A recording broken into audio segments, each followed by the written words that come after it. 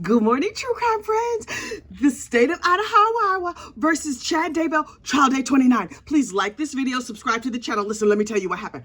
Oh my goodness. Trial day 29 did not disappoint. So much happened. Okay. I have to calm myself down so I can tell you all about it. Okay. The first person, so the defense is still in their case in chief, right? The defense is like, Chad did not do this and we are going to prove it.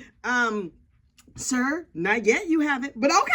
I'm willing to listen. I have an open mind. I have an open heart. I'm absolutely willing to hear from this terrible unaliver that you have as a client, right? So they were like, we called to the stand Dr. Bartlink. And I was like, oh, that's a cute name. I like that. Bartlink. Okay, Mr. Bartlink, what you gonna say? And he was like, hi, I have a coloring page with a skeleton on it. And I was like, oh, I love a coloring page. Okay, what does this say here? And he said, here's a skeleton, and all the parts that are black are the parts of the skeleton from Tylee that we did not find. And I was like, okay, that makes sense to me. Now, if you look closely, you notice on the skeleton, what's missing? Limb debris, the arms and the legs, the things that Chad said he burned in his confession text to his wife. No, it was not a raccoon that unfortunately unalived these people. It was Chad, and we know it. But anyway, so I was like, okay, I will listen to hear what Dr. Bartlink has to say. And he was just like, the arms and legs were missing, and you could burn some stuff up with gasoline. I tried one time with a dead body, and what I discovered, I was like, wait, he tried with a dead body. He just out here burning dead body. Somebody has donated their body to science, and this man just made a funeral pyre with gasoline and burned them up. Okay, I guess that's low-cost cremation, but ew. So anyway, he was like, that's not how you get rid of arms and legs. So we don't know what happened. It's entirely possible that Tylee was burned up someplace else and brought to this location. And I was like, right. I hear what you're saying. Here's the thing now. Number one, these were shallow graves, so animals could have carried her off. Number two, we have insider information, sir. Now, I know you cannot present it there in the court of law, but look, I have been watching the psychics who have been following this case, and according to the psychic, they took them arms and legs, and they over there in the freezer. Did you check the deep freeze? Did you get a search warrant for the deep freeze? Because they barbecued her legs and her arms, according to Reverend Donna Serafina Donna, one of those is her actual name, child. She told us everything that happened months and months ago. But I knew that her arms and legs would not be found. Also, Chad told us he burned limb debris. Okay, so some parts and pieces were there, some parts and pieces were not. Also, they used tools to do terrible things to her body. These are terrible, terrible people. Sir, none of this is helping your case, but thank you so much for coming. Also, we still believe that he unfortunately unalived this child, whether or not we found her arms and legs. You know what's still available? Her spirit, and her spirit be talking to them psychics and telling them things, but I know you can't go by that. So I was like, okay, I'm not putting a whole lot of credibility to you, Mr. Bartlink. I'm sure you mean well, but that man is in the unalive, and what you want from me, I ain't have nothing to do with. So then I was like, okay, so maybe they're gonna come up with somebody else to say like, I saw him, he was down someplace else. I know he did not do this because number one, he's a nice guy. And number two, he was with me and we were over shooting pool and bowling or whatever, boring Mormons do. So, not you, my funeral potato Mormon friends. I see y'all. Listen, I'll be seeing y'all in the comments. And hello and welcome to all of our LDS friends who are funeral potato Mormons. They're better than you Mormons and them zombie Mormons. No, thank you. You are not invited to this page, although I do encourage you to also like and subscribe. So anyway, so Chad was just like, okay, my lawyer has put on a case. And I was like, well, he put on something, sir. I don't know that you would call that a case. And then they were like, okay, so we're going to let the jury go, like use the bathroom and get some Cheetos or something. And then the judge is like, because Chad, boo, I want to talk to you for a minute. And so I was like, oh, what are we doing now? Is Chad going to say whether or not he's going to testify? Oh, I want him to get up here. We know he's going to test a lie. But okay, I'm here for it. I want to hear every single word. So the judge was like, Mr. Daybell, you have the right to speak to this jury and tell them your side and blah, blah, blah, legal words. He was like, sir, have you spoken to your lawyer? And Chad said, Now, what he actually said was, yes, Your Honor. I counted. He said 6 words in this whole case. He was like, yes, Your Honor. No, Your Honor. Thank you, Your Honor. Something like that. 6 words. But what I heard was him going, I feel like he just hunched up his shoulders real big and shook his head and looked down at his feet and then just made like little grunting noises, because that's who he is in my imagination. You here for my imagination, child. You here for gossip, rumor, and innuendo. This is the innuendo portion of the program. So anyway, I was just like, okay, this is what we're doing. You're not gonna get up there and say nothing at all. Okay, cool. So I wonder if you're going to have something to say when they stone you over there with them frozen potatoes, because that's how they do over there in Idaho. But I'm going to let you go, boo. I'm okay. Don't say nothing. Don't say nothing at all. Thank you so much. Keep your mouth shut. And then Lindsay, the prosecution, she stood up. She had things to say. This case, the rebuttal was so Real Housewives. I loved it. Oh, I loved it. I probably loved it too much. I probably should not be enjoying this case this much, y'all. It's probably bad how much I'm enjoying it. I'm not enjoying the fact that somebody was unfortunately unalive. What I'm enjoying is that it could be on my TV, aka my telephone, and I can watch it, and I can be a part of the judicial system, and I can understand what happened, and I can be all up in somebody's personal business. Because Lord Jesus, I love to be up in somebody's personal business. So apparently the state, they have rebuttal witnesses, a lot of them. Now look, for those who don't know, rebuttal witnesses is when somebody comes back and was like, Now, they said certain things, and I'm telling you right now, they lying, and I have the proof. Let me show you the proof that they lied. And I was like, oh, well, mother needs a cup of tea. Hang on for a second. Hang on. First, they had to talk about Coulter Connor. And so when Coulter Connor testified, right, he's a detective who went out the night that Tammy was shot at with the paintball gun. And I was like, why is everybody making a big deal about this testimony? To me, this testimony was no big deal. They must have called Coulter Connor's name 100,000 times. And then Joe Murray, Emma's husband, got up there and was like, Coulter Connor is a liar. Coulter Connor says that I never showed him a paintball gun, and that I said I heard Tammy scream, and blah, blah, blah. But here's the thing. Joe Murray can say anything he wants. He has no credibility. It's Chad's son-in-law. He loves that little Emma. He's clearly a zombie Mormon. We feel sorry for him, and he just a lying-ass liar. So it's like, he can say anything. It don't matter.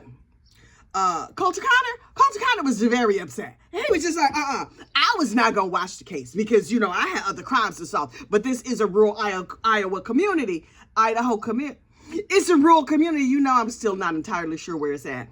And there are other cases to solve. But people, you got my name in your mouth? Oh, well, I'm going to watch every single bit of this case. And so he set to watching the case, and he was like, So he was heated. And so he was like, hello, district attorney, put me back on the stand, because he lied on me, and I will not be lied for in a court of law in front of the entire internet. He just up here on Beyonce's internet telling lies on me. I bet you he's not. I bet you I'm going to clear my name. And I was like, oh, Coulter Connor, come through, boo-boo. I want to hear everything you have to say. And so the prosecutor was like, right, Coulter Connor is in a tizzy, and he would now like to take the stand, and he wants to clear his name because he knows that scumbag that now everybody don't like, Joe Murray, told lies on him, and he's going to prove that Joe is a liar. And so Chad Daybell's lawyer was like, Your Honor, he broke out. He was like a wet hen batting around. He should not be watching the case. And all he wants to do is clear his name. And we have our side, and they have their side, and blah, blah, blah, blah, blah. And the judge was like, so calm. Oh my God. I really admire the restraint and calmness that this judge brings to all kinds of things. The judge was like, okay. Mr. Pryor, could you be less of a wet hen and just sit yourself down over there? And Mr. Pryor's like, I'm not sure that I can. And so he sat down, and then the judge was like, okay, so legal stuff.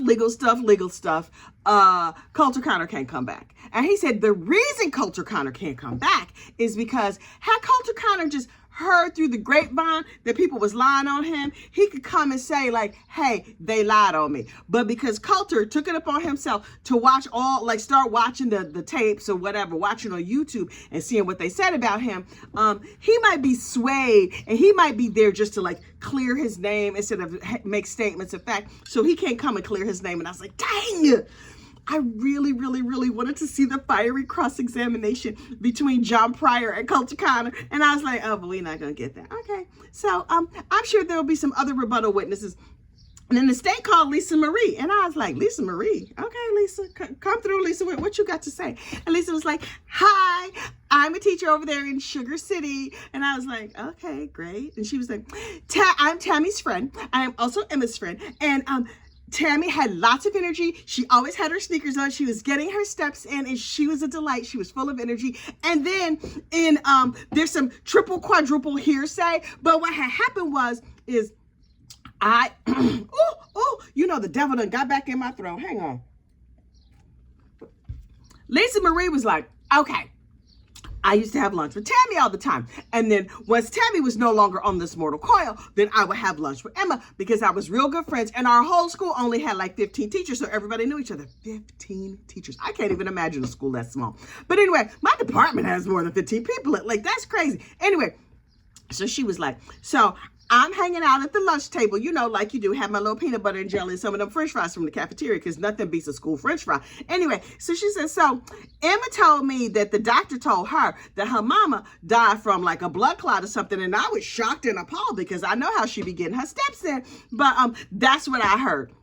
And I was like, let me count. 1, 2, 3, 4. That's like quadruple hearsay. But okay, I'm here for it. Fine. John Pryor was like, first of all, I object to everything you said.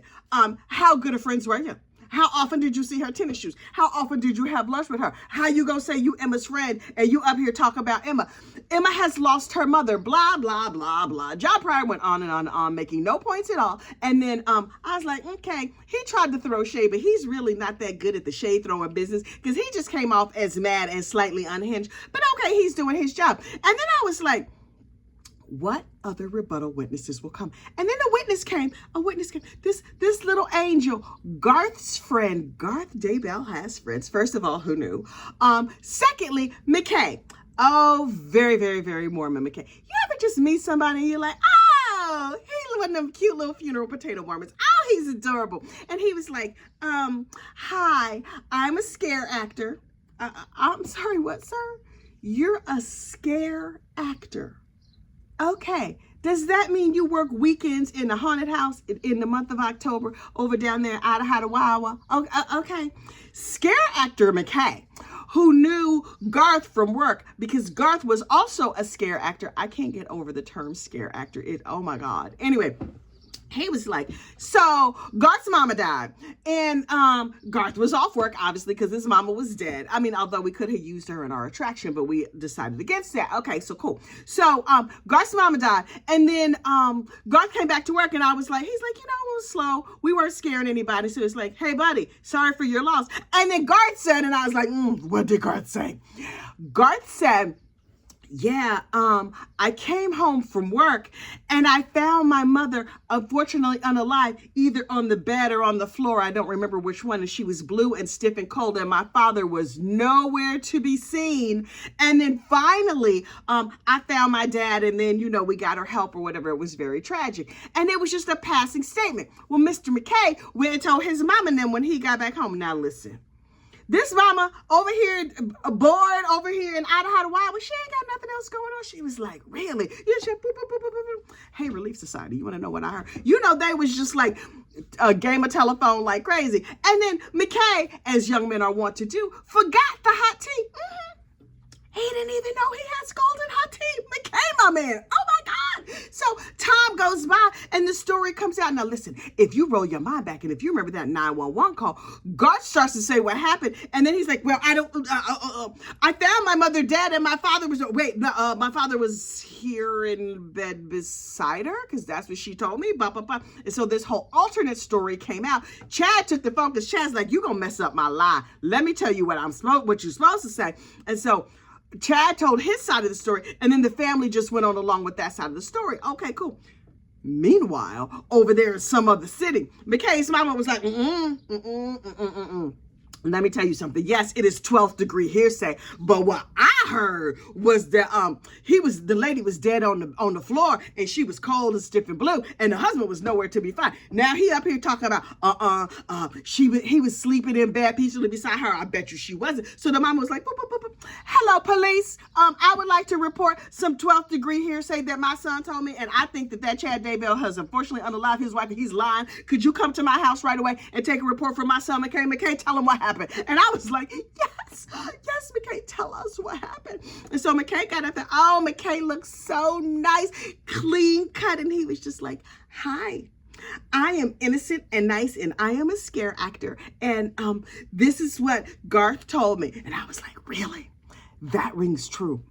That seems very, very true. And then we later found out that story, little McKay, that is why the grand jury recalled Garth Daybell back to the scene, back to the grand jury, because they're like, Garth Boo Boo, you done lied. Now you and your daddy and them, y'all got together, got this story together. But McKay has showed up, and McKay's mama has come through with this scalded hot tea, and she has told us every single thing that we needed to know. And now we know you lied, so what you gonna do? And he's just like, but I've committed to my lie. I have completely erased from my mind the reality of what actually happened. And my daddy has inserted this very convenient lie in my head, and that's what I'm sticking with. So please don't send me to jail, because you know I'm not built for jail. And so they ultimately did not charge her, but they did charge the daddy. And I was like, you know what, McKay's story rings true. Meanwhile, Pryor fully melting down. He was like, but wait, you're such good friends? You isn't that good friends. Scare actor, that's not even a job. And I was like, oh, Pryor, calm down.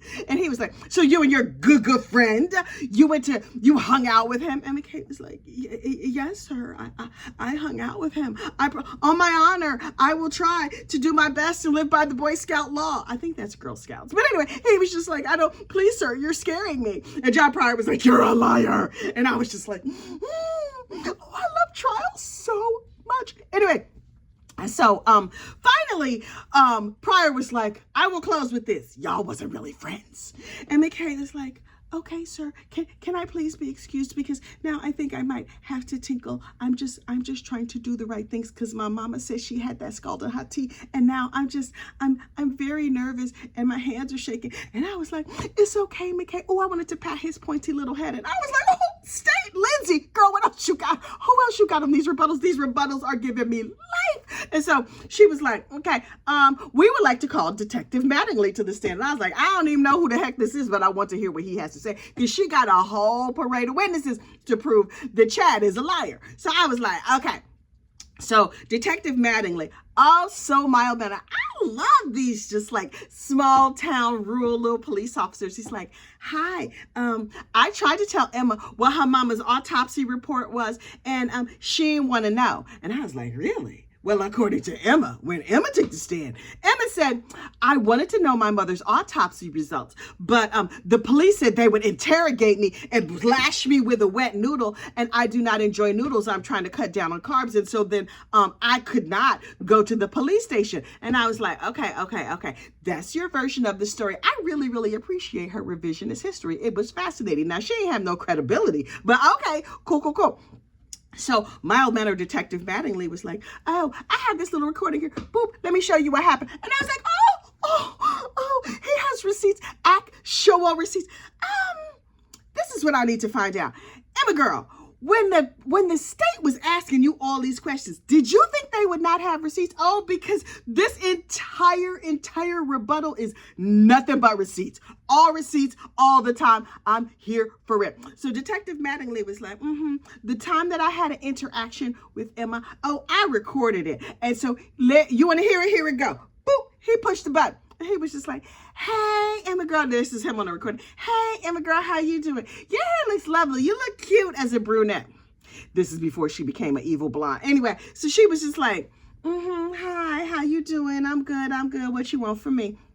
And so the detective was like, we got your mom's autopsy results in, and we want to tell you all about it. And she was like, no, I'm not interested at all, because my father has told me what happened. And I am completely immune to information and facts and knowing truth. But thank you so much. And he was like, right. I've never, ever had anybody say no. And we've been trying to reach the family before we make it public. We just want to give you facts and details and information. And she's like, yeah, thanks.